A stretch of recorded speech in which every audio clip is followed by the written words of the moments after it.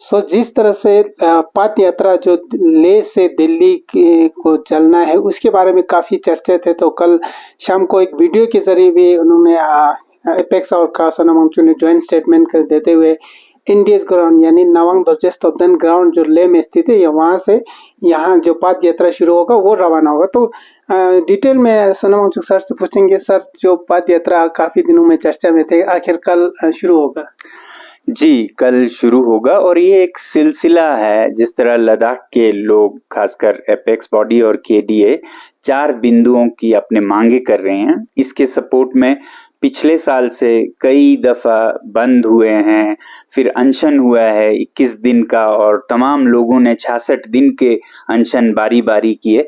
उसी सिलसिले में इलेक्शन होने के बाद ये आंदोलन शुरू होने वाला था, तो अब ये फिर शुरू होगा। और हम पहले तो कह रहे थे कि एक अनशन से करें, मगर फिर ये कहा गया कि हम पद यात्रा से दिल्ली तक जाएं, 1 महीना या ज़्यादा जो भी लगता है यहाँ से लोग, ताकि दिल्ली में जाके सरकार को याद दिलाएं कि जो उनके लद्दाख के लिए वादे थे, जैसे लद्दाख के पर्यावरण का, संस्कृति का संरक्षण 6वें शेड्यूल में उन्होंने 2019 में वादे किए थे चुनाव घोषणा पत्रों में, मैनिफेस्टोज में, तो उन्हें याद दिलाने के लिए वो जो बाकी 4 बिंदु हैं मांगे एपेक्स केडीए के, उसके समर्थन में मैं भी फिर जो लद्दाख और हिमालय को पर्यावरण के दृष्टि से संरक्षित करने की बहुत ज़रूरत है, उसको समर्थन करते हुए इस पद यात्रा में कल 1 सितंबर से हम जा रहे हैं। जी सर, आपने कुछ दिन पहले एपेक्स के साथ ज्वाइंट प्रेस कॉन्फ्रेंस करते हुए कहा गया कि उसमें मिनिमम 100 लोग जुड़ेंगे तो हम पद यात्रा शुरू करेंगे। क्या आप 100 लोग जुड़ गए या कितने लोग जाने वाले हैं कल? जहाँ तक अभी तक हमने देखा शायद 70-80 लोग जुड़े, जो कि काफ़ी हैं। गांधी जी ने जो डांडी मार्च की थी, जिसके अनुसरण करते हुए हम जा रहे हैं, उसमें 78 लोग जुड़े थे और फिर चलते चलते काफिला बढ़ता गया। तो हम देखेंगे शायद कल तक 100 से ज़्यादा भी हों, मगर अभी तक मुझे जितना मालूम चला है 70-80 लोग हैं। और इसके साथ ये कारवां कल सुबह 10 बजे नवांग दोरजे स्तोपदन मेमोरियल पार्क जो है जहां पर अनशन हुआ, वहां से लोग जुड़ेंगे। और ये सिर्फ उनके लिए नहीं है जो दिल्ली तक ही चलें, बहुत से लोग 3 दिन के लिए, 1 हफ्ते, 2 हफ्ते के लिए या सिर्फ 1 दिन के लिए अपने गांव से अगले गांव तक चलें। जितने भी चलें, हमारा मकसद है कि एक तरफ लोगों को जागृत करे लद्दाख के संस्कृति और पर्यावरण की जो नाजुकता है उसके बारे में, और फिर सरकार को याद दिलाएं कि उन्हें नीतियां बनानी होंगी, वादे पूरे करने होंगे इस हिमालय को संरक्षित रखने के लिए। जी, तो जाहिर सी बात है सर, जिस तरह से पद यात्रा आपने शुरुआत में कहा था, तो आप तो लीड करेंगे ही करेंगे। साथ में प्रोमिनेंट फेसेस कौन रहेंगे जो पद यात्रा में शामिल होंगे, और रूट किस तरह से तय किया गया आपने? जी, तो पद यात्रा में तो बहुत से लोग होंगे जो एपेक्स बॉडी के सारे मेंबर ऑर्गेनाइजेशंस हैं, उनके लीडर्स होंगे। भले ही वो पूरे दिल्ली तक ना हो, वो अलग अलग जितने पड़ाव वो कर सकें उतने के लिए होंगे। और लोग इस तरह से जुड़ते हटते जिस तरह से भी मुमकिन है। आपको मालूम है कि ये हमारे लद्दाख में खेती किसानी, ज़राअत का और टूरिज्म का पीक सीजन है, तो इसमें भी लोग जुड़ रहे हैं, चाहे 1 दिन या 3 दिन या 1 हफ्ता या 4 हफ्ते, जितने के लिए जुड़े उसको हम बहुत स्वागत करते हैं।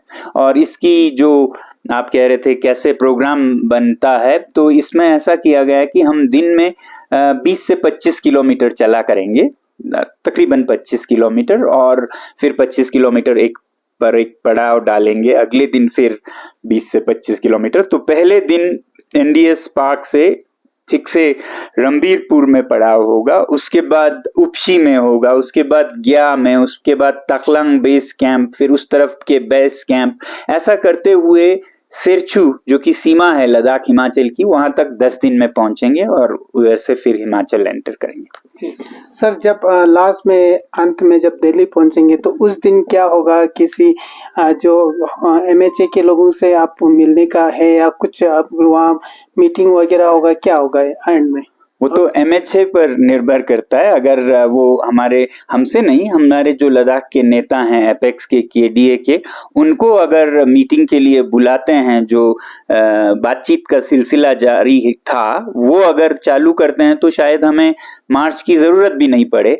मगर वो नहीं बुलाते हैं तो ये मार्च पूरा आगे तक चलेगा। और अगर तब तक हमारे लीडर्स को टॉक्स या बातचीत के लिए बुलाया तो बहुत अच्छी बात है, नहीं बुलाया हो तो फिर हमें याद दिलाने के लिए दिल्ली में, राजधानी में जाके, संसद के पास जाके चाहे अनशन करना पड़े या जो भी उन्हें सुनाई दे ऐसी आवाज करना पड़े, हम करेंगे। और हम देश के सभी नागरिकों से उम्मीद करेंगे कि वो लद्दाख का इस सच्चाई के और लोकतंत्र के और पर्यावरण की जो आंदोलन है उसमें साथ देंगे। सच्चाई इसलिए क्योंकि ये वो वादे हैं जो सरकार ने खुद लद्दाख से किए। तो वादों का अगर कोई कीमत नहीं रहा तो देश में सच्चाई डूबेगी और बेईमानी बढ़ेगी।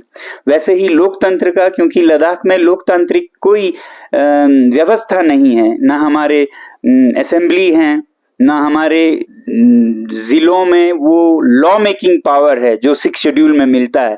तो ये लोकतंत्र की एक आंदोलन है। वैसे ही पर्यावरण की तो है ही। ये जो हिमालय के ग्लेशियर्स पिघलते जा रहे हैं, यहाँ पर अब बड़े बड़े उद्योग, बड़े बड़े खनन इंडस्ट्रीज, माइनिंग आने वाले हैं, उस पर अगर कोई रोक ना हो, लोगों की बात अगर सुनी ना जाए तो फिर ये तो बह जाएगा सारे ग्लेशियर्स और इसका खामियाजा पूरे उत्तर भारत को भी भुगतना पड़ेगा। जी सर, पद यात्रा को लेकर एक छोटा सा क्वेश्चन है। जिस तरह से पद यात्रा आप जो 4 पॉइंट को मान में रखते हुए कर रहा है, तो उसी तरह लोगों का जो कहना है कि क्यों KDA इसमें शामिल नहीं हो रहा, आधे रास्ते से वो लोग शामिल होने की बात कही जा रहा है कि लेह से क्यों नहीं शामिल हो रहा है, आपका क्या कहना है इसमें? नहीं, मेरे ख्याल से तो कारगिल में जो मुनासिब होता है वो कदम उठाएं, लेह में जो कदम जब मुनासिब हो तब उठाएं। बहरहाल अभी मैंने ये सुना कि कारगिल में एक ये था कि वो कश्मीर से, जम्मू से उनके लिए नज़दीक पड़ता है, यहाँ से लेह से घूमने के कोई 400 किलोमीटर का, 250 किलोमीटर का फ़र्क पड़ेगा। तो क्योंकि कश्मीर में चुनाव वगैरह हो रहे हैं, पॉलिटिकल माहौल है, तो शायद वो इसको मुनासिब नहीं समझ रहे हों। वो कुछ और किसी भी तरह से इजहार करें लद्दाख के ज़रूरतों का, मांगों का। तो ये ज़रूरी नहीं है कि हर चीज़ जो लेह में होती है उसी में हर कोई शामिल हो। वैसे ही कारगिल कोई अपना और पहल करे जो शायद लेह के लिए उस वक्त ठीक ना हो, तो ये कभी भी कैसा हो सकता है। सर, आखिर में जो MHA होम मिनिस्टर साहब ने जो ट्वीट के जरिए बताया कि लद्दाख में 5 डिस्ट्रिक्ट बनाए जाएंगे, तो उस पे लोगों का काफ़ी खुश नजर आ रहा है। एक तरफ से ये भी कहना है कि ये जो स्टेटहुड डिमांड है 4 पॉइंट में से, उसका रास्ता साफ हो गया। तो आपका क्या मानना है सर? देखिए, स्टेटहुड का रास्ता तो मुझे ज़्यादा नहीं मालूम, वो डिस्ट्रिक्ट क्रिएट करने से कैसे साफ होगा। देना हो तो वो ज़रूर देंगे, मगर नहीं देना हो तो डिस्ट्रिक्ट के वजह से दें, ऐसा भी मुझे नहीं लगता। मगर जो डिस्ट्रिक्ट दिया है उसका हमने स्वागत किया है हमेशा से। फर्क ये पड़ता है कि वो डिस्ट्रिक्ट्स कैसे डिस्ट्रिक्ट्स हैं। वो डिस्ट्रिक्ट्स अगर एडमिनिस्ट्रेटिव डिस्ट्रिक्ट्स हैं तो फिर सिर्फ रूल करने के डिस्ट्रिक्ट्स हैं, न कि लोगों को ज़बान देने की, लोकतांत्रिक हक देने की। तो ये अगर democratic autonomous districts with council नहीं है तो ये लद्दाख के उस हित में नहीं है जो लद्दाख के लोग मांग कर। ये विकास के लिए ठीक है, जहां पर आप रोड, ये कनाल्स वगैरह बनाएं उसके लिए, या लॉ एंड ऑर्डर मेंटेन करें। अब 2 डिस्ट्रिक्ट थे, 2 डिस्ट्रिक्ट जेल्स थे, 2 SPs थे, तो अब 7 SPs, 7 डिस्ट्रिक्ट जेल्स होंगे। तो एक तरह से ये कोई आज़ादी और लोकतंत्र की वो नहीं है, निशानी नहीं है।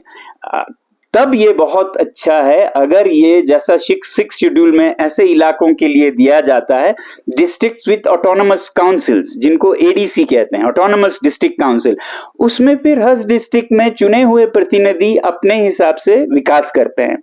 उनके पास लॉ मेकिंग पावर होती है। अगर हमारे यूटी में लेजिस्लेशन नहीं है तो कम से कम ग्रास रूट्स पे डिस्ट्रिक्ट के पास ऐसे असेंबलीज हो या काउंसिल्स हो जिसमें लॉ मेकिंग पावर्स हो। ऐसा अगर दिया गया है, क्योंकि अभी इसका कोई साफ है नहीं, क्या घोषणा की गई है, कोई फॉर्मल ऑफिशियल कुछ नहीं है। अगर एडीसीज ऑटोनमस डिस्ट्रिक्ट काउंसिल वाले डिस्ट्रिक्ट घोषित किए हैं, तो लद्दाख की मांग तो पूरी हो गई है 6 शेड्यूल की। तो हमें तो धन्यवाद करना चाहिए और हम 1 महीना पैदल चल के धन्यवाद करेंगे दिल्ली में उनका। अगर तब तक हमें पता चलता है ये सिर्फ एडमिनिस्ट्रेटिव डिस्ट्रिक्ट है just to control and some development, तब तो फिर हमें याद दिलाने की जरूरत होगी, चाहे उसके लिए हमें अनशन भी करना पड़े। तो ये निर्भर करता है किस तरह के डिस्ट्रिक्ट्स दिए गए हैं, यानी कि आपने पंख दिए हैं या पिंजरे दिए हैं। पिंजरे चाहे सोने के भी हों तो पिंजरे पिंजरे ही हैं। विकास अकेला लोगों के लिए माने नहीं रखता है। अब चीन तिब्बत में कितना विकास कर रहा है, क्या तिब्बत के लोग खुश हैं? नहीं है। वो कहते हैं ये सब सोने के हैं मगर सोने के पिंजरे हैं। तो लद्दाख के लोग चाहते हैं कि हम तो एक लोकतांत्रिक देश में हैं, तो हमें ग्रास रूट तक, जड़ों तक लोकतांत्रिक आवाज दी जाएगी। यहाँ के लोग, यहाँ के प्रतिनिधियों द्वारा यहाँ जो जैसा विकास चाहिए वो करें, ना कि कोई 3 साल के लिए 2 साल के लिए अपने समझ से, जो कि इस इलाके में चलता नहीं है, उस हिसाब से करें और उसका खामियाजा यहाँ के लोगों को जनरेशंस के लिए भुगतना पड़े। तो ये सब निर्भर करता है कैसे जिले डिस्ट्रिक्ट्स दिए गए।